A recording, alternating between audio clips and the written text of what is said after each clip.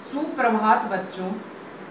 आज हम कक्षा 5वीं की हिंदी साहित्य के अंतर्गत भारत भूषण अग्रवाल जी द्वारा लिखी हुई एक कविता पढ़ेंगे जिसका शीर्षक है उपवन से बातचीत। इस कविता में कवि जीवन का आनंद पाने के लिए विषम परिस्थितियों से जूझने की आवश्यकता पर बल देते हैं।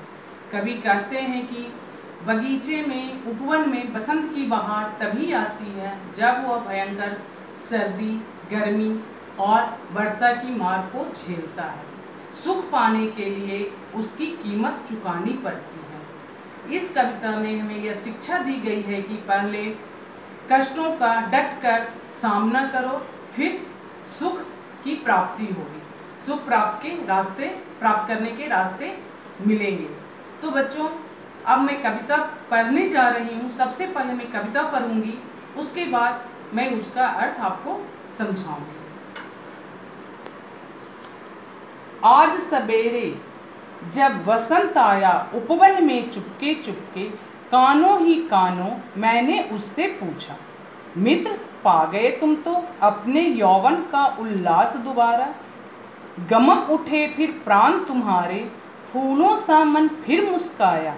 पर साथी क्या दोगे मुझको, मेरा यौवन मुझे दोबारा मिल न सकेगा।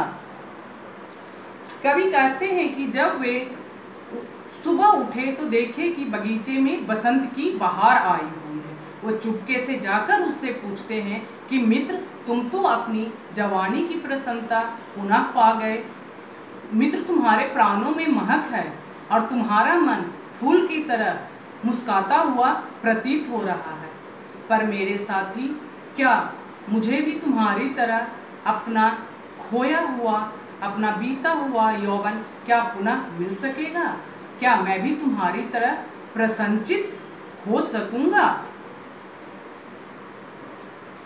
सरसों की उंगलियां हिलाकर संकेतों में वह यूं बोला, मेरे भाई व्यर्थ प्रकृति के नियमों की यूं दो न दुहाई।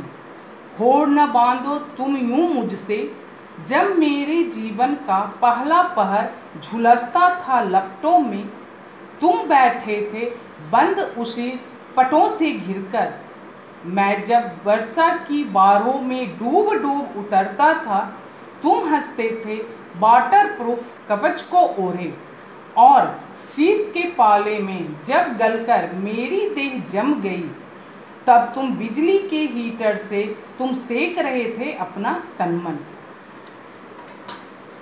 कवि की बातों को सुनकर बसंत अपनी सरसों रूपी उंगलियों को हिलाकर सांकेतिक भाषा में बोला कि मित्र तुम व्यर्थ प्रकृति की दुहाई मत दो और न मुझसे मुकाबला करो, क्योंकि मैंने बहुत कष्ट सहे हैं। मेरे जीवन का पहला पहर भयंकर गर्मी के दोपहर में झुलसता था।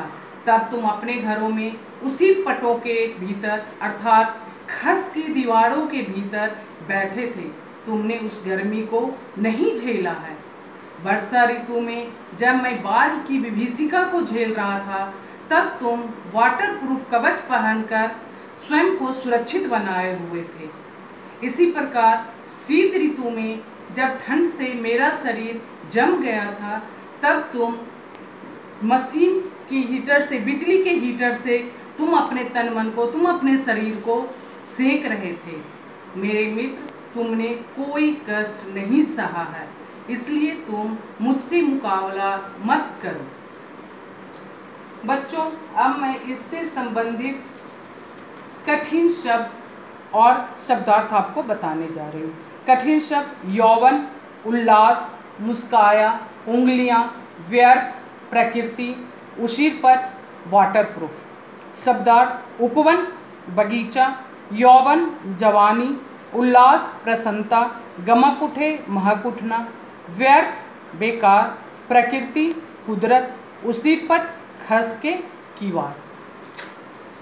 बच्चों, मैं अभी आपको कविता का दो खंड पढ़कर बताई और उसका अर्थ समझाई हूँ, उससे संबंधित कठिन शब्द और शब्दार्थ बतलाई हूँ। आप लोग इसे ध्यान से पढ़ेंगे, कठिन शब्द को अपनी कॉपी में लिखेंगे और इस कविता से संबंधित अन्य पंक्तियां मैं आपको दूसरे वीडियो में बतलाऊंगी। धन्यवाद।